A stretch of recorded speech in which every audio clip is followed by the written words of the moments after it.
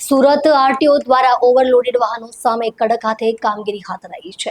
આ અભિયાનમાં આરટીઓના 8 ઇન્સ્પેક્ટર તથા આસિસ્ટન્ટ ઇન્સ્પેક્ટરની ટીમ જોડાઈ હતી. શહેરમાં ટ્રાફિક પોલીસ અને આરટીઓ દ્વારા સમયાંતરે ટ્રાફિક નિયમોના પાલન નહીં કરતા વાહન ચાલકો પર કાર્યવાહી કરવામાં આવતી રહે છે અને હાલ સુરત આરટીઓ દ્વારા ઓવરલોડેડ વાહનો સામે કડક હાથે કામગીરી હાથ ધરાઈ છે. આ અભિયાનમાં આરટીઓના 8 ઇન્સ્પેક્ટર તથા આસિસ્ટન્ટ ઇન્સ્પેક્ટરની ટીમ જોડાઈ હતી.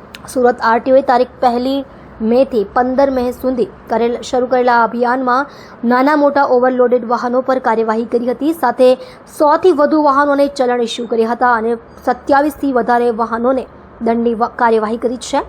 કુલ મળી 31 લાખથી વધુની રકમનો દંડ આરટીઓ દ્વારા વસૂલવામાં આવ્યો છે.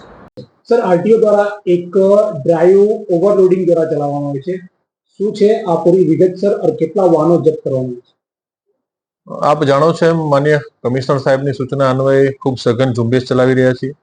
આરટીઓ કચેરીના તમામ ઇન્સ્પેક્ટરશ્રીઓ અને આસિસ્ટન્ટ ઇન્સ્પેક્ટરશ્રીઓની ટીમો અત્યારે ફિલ્ડમાં જઈ અને ગાડી સામે દંડનીય કાર્યવાહી કરી રહી છે, જેમાં ખાસ કરીને 100 થી વધુ ચલણ ઇસ્યુ થયા છે, જેમાં જે લોકોનો કોઈનો ટેક્સ બાકી હોય અથવા ઓવરલોડ હોય અથવા ઓવર ડાયમેન્શનમાં હોય અથવા એની સામે અન્ય કોઈ મોટર વ્હીકલ ની કલમનો જો ભંગ થતો હોય તો તેની સામે યોગ્ય રીતે એની કાર્યવાહી કરવામાં ચાલુમાં છે. વધુમાં આપને જણાવું તો લગભગ 27 થી વધુ જેટલા વાહનો ડિટેન કરવામાં આવે છે અને ટીમ દ્વારા આજ દિન સુધીમાં લગભગ 31 લાખથી વધુનો દંડનીય કાર્યવાહી કરીને એનો મેમોની રકમ એમાં વસૂલવાની કાર્યવાહી હાથ ધરવામાં આવી છે. સર, આ મહિને કેટલા ડ્રાઈવ ચલાવવામાં આવશે? આગળ કેટલું કાર્યવાહી કરવાની? આ મહિનામાં સતત ડ્રાઈવ કરવાની સરકારશ્રીની સૂચના છે અને આ બાબતે માનનીય કમિશનર સાહેબ વીસી માધ્યમમાં પણ એમાં જરૂરી માર્ગદર્શન આપી રહ્યા છે અને એના અનુસંધાને અમે અમારા ઇન્સ્પેક્ટરશ્રીઓને પણ એ બાબતે માહિતગાર કર્યા છે.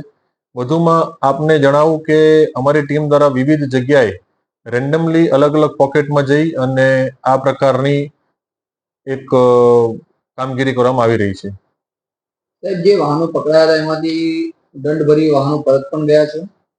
હા, જે લોકો વાહનનો પોતાનો દંડ ભરી દીધો છે એ વાહનો યોગ્ય રીતે રકમ ભરી અને પછી અહીંથી ડિટેનમાંથી મુક્તિ આપવામાં આવે છે.